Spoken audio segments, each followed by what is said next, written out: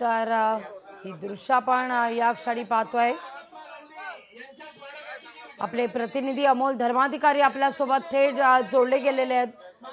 अमोल, या ठिकाणी काँग्रेसनं आता दुग्धाभिषेक करत आंदोलन केलेलं आहे आणि या सगळ्या घटनेचा निषेध व्यक्त करण्यात आलेला आहे।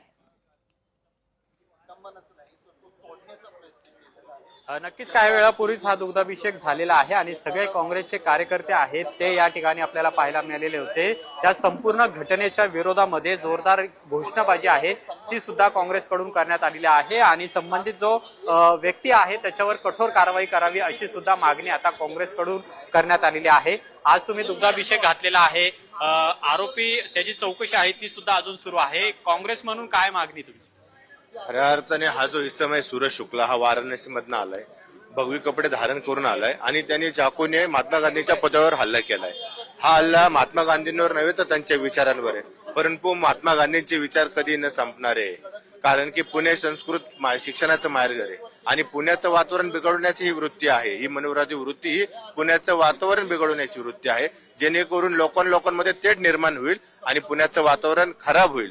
त्यामुळे आमची पोलिसांना नम्र विनंती आहे काँग्रेस पक्षातर्फे की त्या शुक्ला हा आला कसा, सीसीटीव्ही मार्फत तो कोणाला भेटलाय का, कोणाचं मार्गदर्शन घेतलंय का आणि तो गेला कसा, त्याला पकडले पण त्याला सन्मानपूर्वक तुम्ही नेताय, पण अशा मनोवृत्तीला तुम्ही जागेवरच ठेचलं पाहिजे आणि कडक कारवाई केली पाहिजे आणि अशी जी विटंबना करतात त्याला 1 वर्षाची कारवाई झाली पाहिजे ही काँग्रेस पक्षाच्या वतीने आम्ही मागणी करत आहोत। 1 वर्षाची शिक्षा केली पाहिजे अशी मागणी काँग्रेसकडून करण्यात येते आणि आता आपण पाहिलं की सूरज शुक्ला याची चौकशी आहे ती सुद्धा पोलिसांकडून केली जाते। नेमकं आता दुग्धाभिषेक झालेला आहे पण अशा पद्धतीच्या घटना या सातत्याने देशभरामध्ये घडताना पाहायला मिळतात। आता तुम्ही हे दुग्धाभिषेक केल्यानंतर मागणी काय असणार आहे? जो सूरज शुक्ला आहे तो पोलिसांच्या ताब्यात सुद्धा आहे। महाराष्ट्राचं पावसाळी अधिवेशन चालू आहे, या सत्रामध्ये असणाऱ्या सरकारने एक नवीन कायदा आणला पाहिजे। जसा अधिकाऱ्यांनी स्वतःपुरता एक 353 कायदा आणला की जर ड्युटीवर असताना त्यांच्या सरकारी कामात अडथळा आणला तर त्यांना सक्त मजुरी होते, तसं असे पुतळेची विटंबना करणाऱ्यांवर 1 वर्षाची सक्त मजुरी नॉन बेलेबल ऑफेन्स हा झाला पाहिजे। नाही तर याला 4 दिवसात आणि 2 दिवसात जामीन मिळणार, हा बाहेर येणार आणि छाती ठोकपणाने ह्यातलाच मग राष्ट्रीय स्वयंसेवक संघ असेल, बीजेपी असेल, याचा चौकात सत्कार घेतील।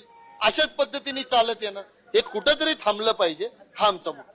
सूरज शुक्लावर कठोर कारवाई करावी, 1 वर्षांचा त्याला कारावास द्यावा अशी मागणी आहे ती आता काँग्रेसने केलेली आहे। त्याचबरोबर पावसाळी अधिवेशन सध्या सुरू आहे, यामध्ये सुद्धा हा मुद्दा उचलून जो कायदा आहे तो करावा आणि सूरज शुक्ला याच्यावर कठोर कारवाई करावी या मागणीसाठी आता काँग्रेसने हे आंदोलन केलेलं आहे आणि महात्मा गांधीजी यांच्या पुतळ्यावर दुग्धाभिषेक सुद्धा केलेला आहे। अगदी अमोल, तुर्तास धन्यवाद तुम्ही दिलेल्या एकूणाच्या सविस्तर माहिती करता।